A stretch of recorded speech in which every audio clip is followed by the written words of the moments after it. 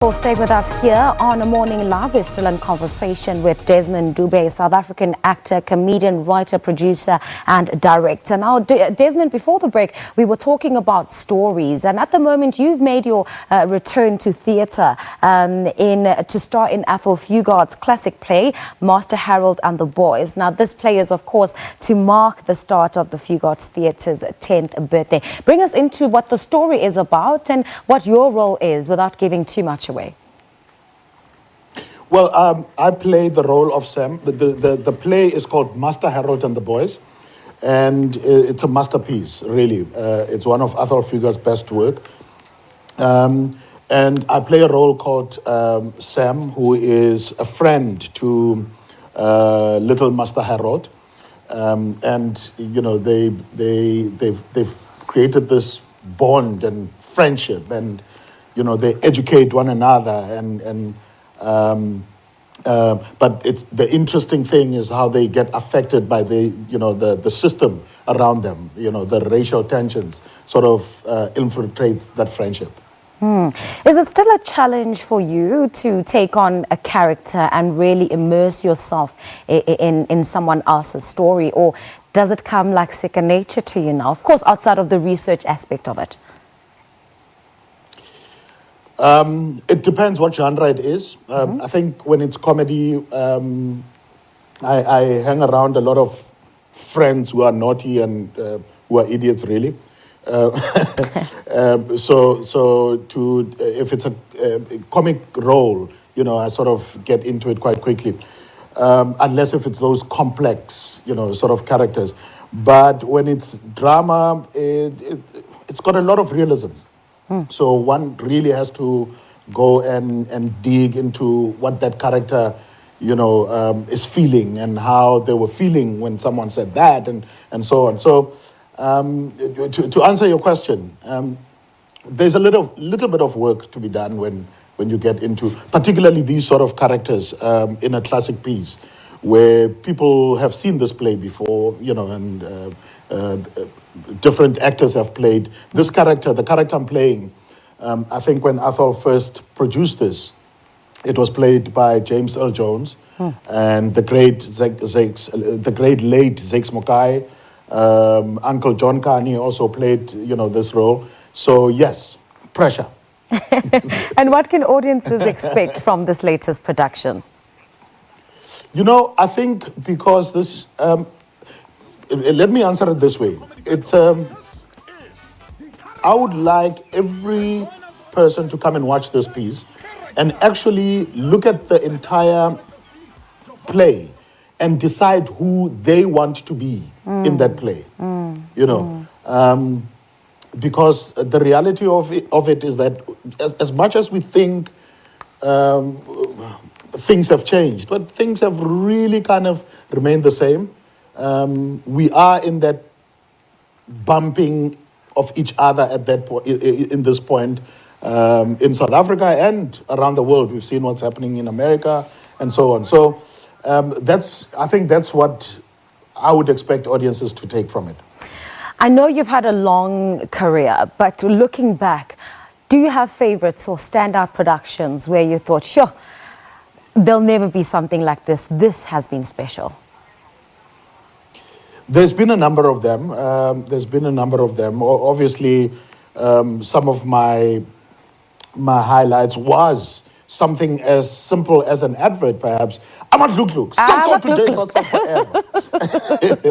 And then, you know, I did #1 Ladies Detective Agency, which is a series that was very well done by HBO and BBC, and I really enjoyed working on them. Hotel Rwanda, you mentioned earlier. Dube on Monday, Dube on 2, Dube Reloaded, you know, all the other Dubes that came after that. So yes, there's been some interesting. I've been blessed. I've had quite an interesting journey. All right, Desmond, we've got a couple of social media questions. I'm going to start off by reading, and then I'll let you answer those questions. Yeah. We've got one from Masoba A. Dieta, who says, ask Mr. Dube when he will do a movie again, Mr. Schultz, They were great together. I guess he's talking about that other comedian, Leon Schuster. Right.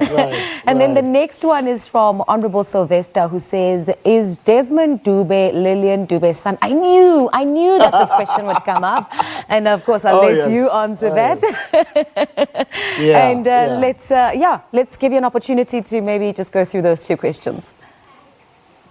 Talking about a movie, there's a couple of movies we're talking about at the moment, and that was also part of the reason why I had to come to Cape Town.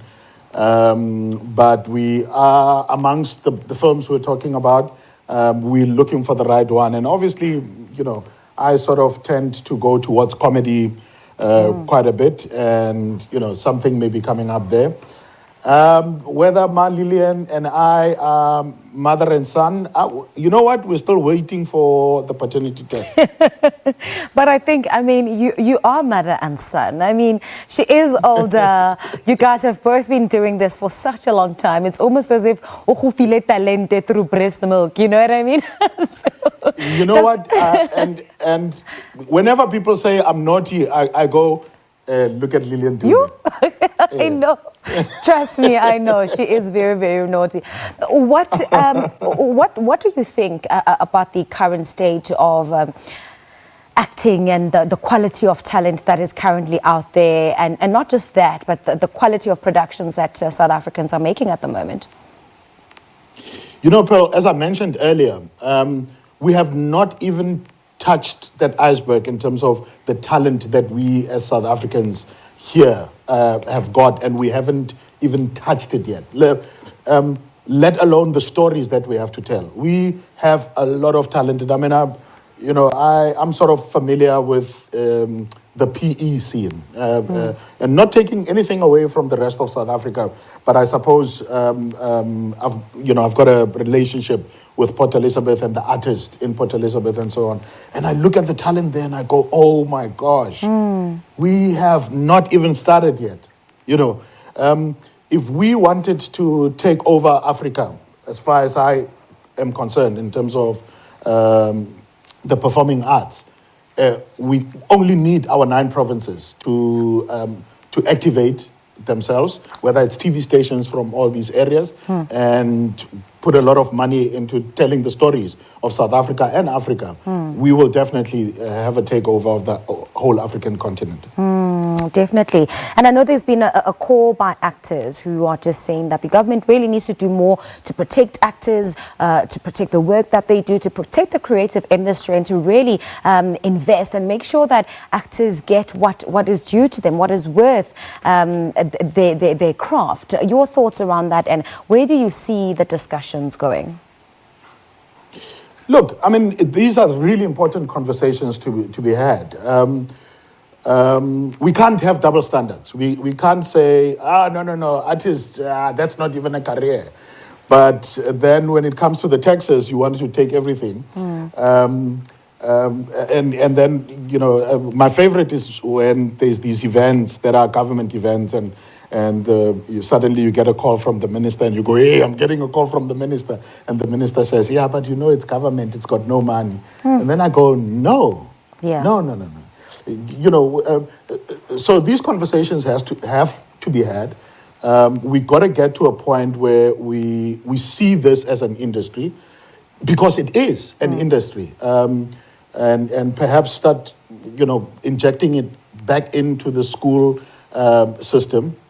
Books come from artists, radio and media. This is all artistic, and I'm not sure why we are not using certain areas to create this job. People are talking about, no, there are no jobs in South Africa, and I go, yeah, there are jobs right here. You are just not paying attention to them. Yeah, absolutely. Yeah. Desmond, we're going to have to leave it there. Thank you so much for your time this morning. You've been a great pleasure chatting to you. That is South African Thank you very comedian. much, Pearl. You make me speak English very early in the morning. You did just fine. Hey. That's South African comedian, actor, writer and producer, best known for starring in the famous Gluk Gluk television commercial and for his comedy amongst other things. Currently busy at the theatre doing amazing work there as well. We take a quick break. Do stay with us. We'll be back with more.